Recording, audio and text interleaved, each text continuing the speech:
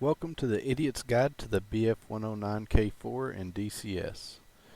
Going to cover basic engine startup, taxi, takeoff, and landing.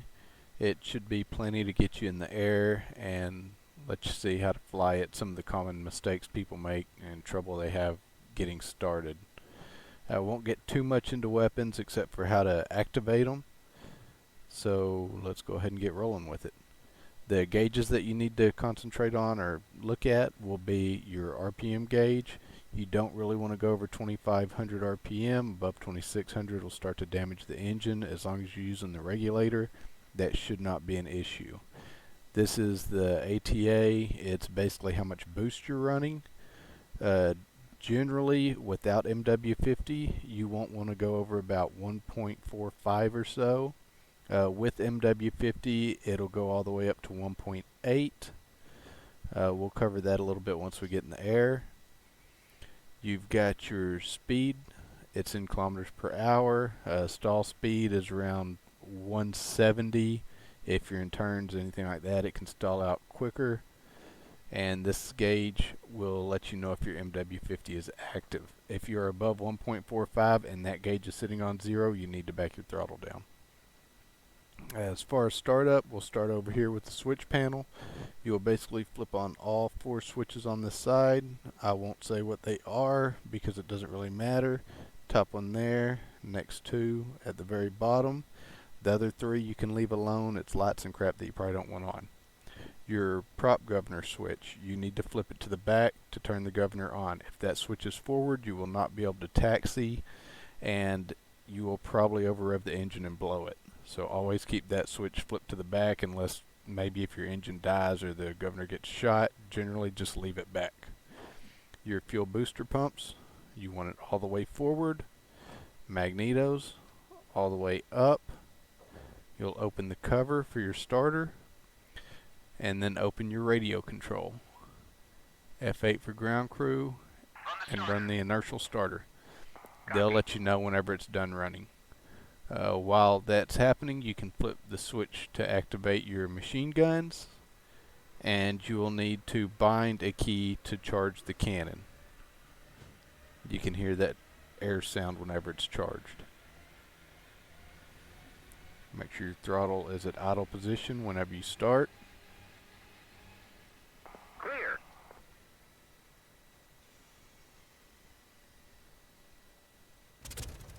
Okay, engine started. Close the canopy. There is no parking brake on the BF-109, so you don't need to worry about that. Your steering while on the ground is controlled through your toe brakes.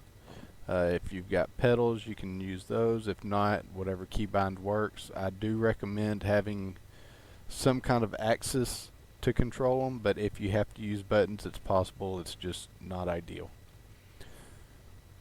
You'll need to watch when you throttle up, especially when you take off. I don't know if I can show it without going over on the nose, so I'm not going to try. But if you throttle too quickly, the RPM can jump past 2500. I recommend throttling up maybe 50%, let the RPM stabilize at 2500, and then pushing the throttle from there. When you're first learning, you'll probably have to throttle up fairly slow to keep everything straight, but just something to keep in mind. So we'll ease the throttle up to start rolling. Once we're rolling, we can back down, use a little toe brake to steer.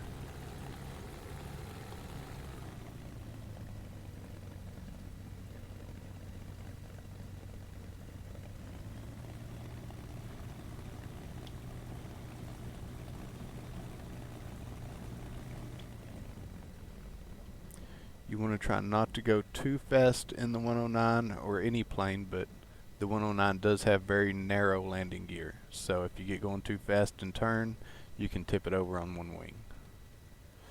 Once you get on the runway, let it roll straight a little bit. And then underneath the panel, you have the tail wheel lock. It makes it much easier to take off with the tail wheel locked. You can do it without it with some practice, but I recommend learning it with the tail wheel locked first. Once you're on the runway, you will want to put in some right rudder and start to ease up your throttle. If it pulls, the rudder doesn't have much authority. You may have to put in just a little bit right toe brake You don't want to do much. It can get very touchy and send you spinning sideways. You want to use light movements with the rudder, or else you can get in a situation where you're fishtailing. You get up to about 1.4 ATA, around 270 kilometers per hour. It'll lift off, and it will require some forward stick to keep from pulling up and stalling. Once you're off the ground, raise your landing gear. The two green indicator lights go out as it's moving. The red light will come on when the landing gear is up and locked. If that light doesn't come on, it means you have some type of problem. Generally, you don't need takeoff flaps in the 109 unless you're carrying a heavy payload, maybe an external tank or a bomb. Your weapons do have a safety. If you've been flying the Allied planes, you'll not be used to it. You'll need to bind the safety to something so you can release the safety, and once it's off, you'll have your machine guns bound and your cannon bound. If your engine stalls for some reason, if you overheat it, or if you're in the middle of a dogfight, get damaged and the engine stalls, and you want to take one last shot, your machine guns will not fire once the engine's dead. The cannon will continue to fire, but the machine guns will be dead. As far as MW-50, if you look at the gauge here, that is about as high as you can get your boost without MW-50. Once you get past a certain point, you'll see it jump quickly up to 1.8, and you'll notice the gauge on the left is sitting at 0. That means MW-50 is not active. The switch right here activates the MW-50 injectors. They're still automatically controlled, and now once the throttle gets past a certain point, the boost jumps up, you'll see the gauge go up.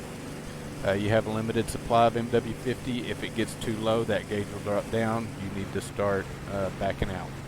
You'll also need to watch your temperature while running MW-50. Your temperature gauge will climb while running it max throttle. You do not want to overheat your engine too much, so just something to keep an eye on.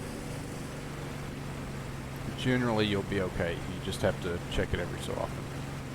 It doesn't matter if that switch stays on or off. The wing cannons do not exist at this time, so ignore that switch. As far as bombing, you have 4 options. I don't have any bombs loaded. That is a delay fuse for dive bombing. That's dive bombing without the delay fuse. Level bombing with delay fuse. Level bombing without delay fuse. Generally, dive bombing with delay fuse is just fine. If you're bombing ships that are moving, you might want to turn off the delay, but generally it's not too big a deal. For most ground targets, though, you can just run the delay fuse and it'll save you if you get too low. You'll bind your bomb drop to whatever you want to bind it to. And I will get lined up for landing and we'll come back.